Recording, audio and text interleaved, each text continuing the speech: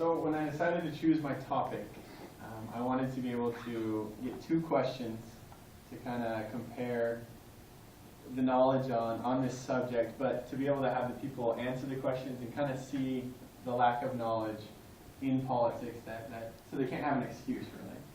And the first question I asked, and I'm pretty sure that each and every one of you know this, the answer to this question is, who is the President of the United States? And I assume that each and every one of you know who the President of the United States is. Now I'm going to ask a second question, and I'm pretty sure there's going to be a few of you that don't really answer this question. Who is the Vice President of this country? And I'm not going to ask you to answer that out loud. I just want you to think amongst yourselves. Who's the Vice President of the United States?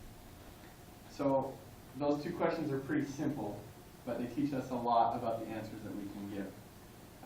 Like I said, I wanted to do a little experiment after choosing this topic, and I asked 10 individuals, just at random, ranging from ages 20 to 55, these same questions. And I just want you guys to guess, how many do you think got both of these questions right?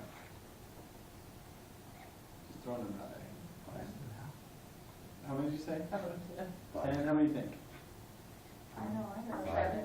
7. Okay, that's generous. There was only 3 people that could answer both of these questions correctly.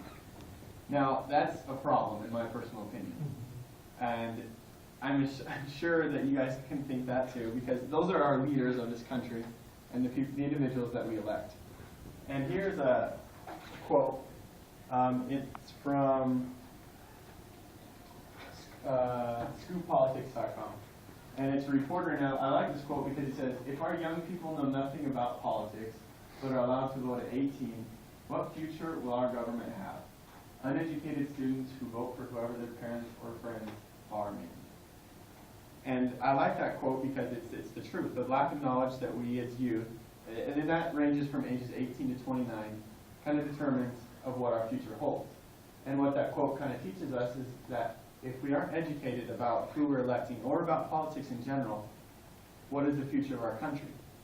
And that kind of brings me back to the 2 individuals. Well, I asked 10 individuals, but it brings me back to 2 responses that I got from those 10 individuals that kind of stuck out to me. One of those responses was, and it's pretty common, it's kind of an excuse. I'm not going to say excuse, but an opinion of a lot of people.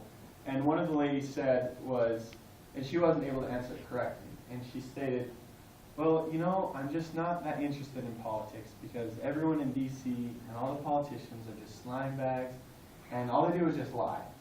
And then she said something at the end that caught my attention, and I didn't say anything to her, but she said, and plus, what does my vote do anything? What does my vote do anyways? It doesn't do anything.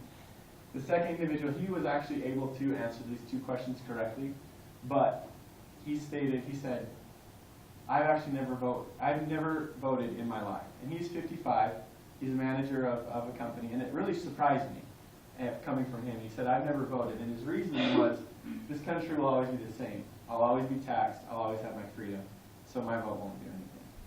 And those 2 opinions kind of struck me as I pondered on those, and it really kind of bothered me.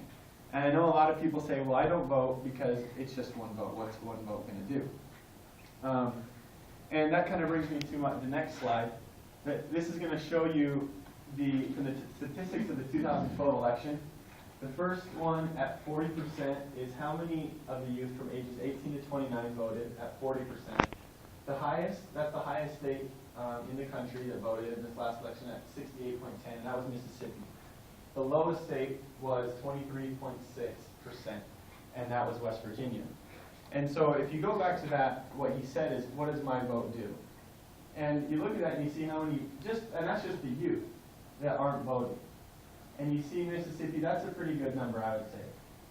Then you look at Utah, and then you look at West Virginia, and there was actually in this chart throughout the country, there was a lot of low numbers.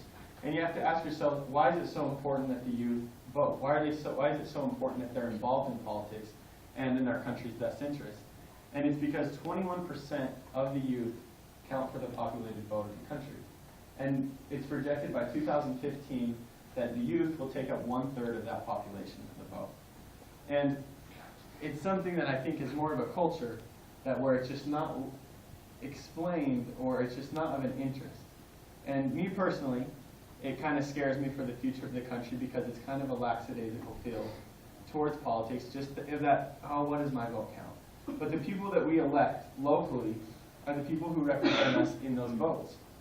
So we need to take it upon ourselves to vote individuals that are able, and like that lady said, who aren't grimy or liars, but that depends on us and who we are electing and the knowledge that we have in that.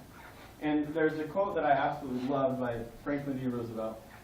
It says, "We cannot always build the future for our youth, but we can build our youth for the future." And I absolutely love that because I love this country that I live in, and I love it with all of my heart.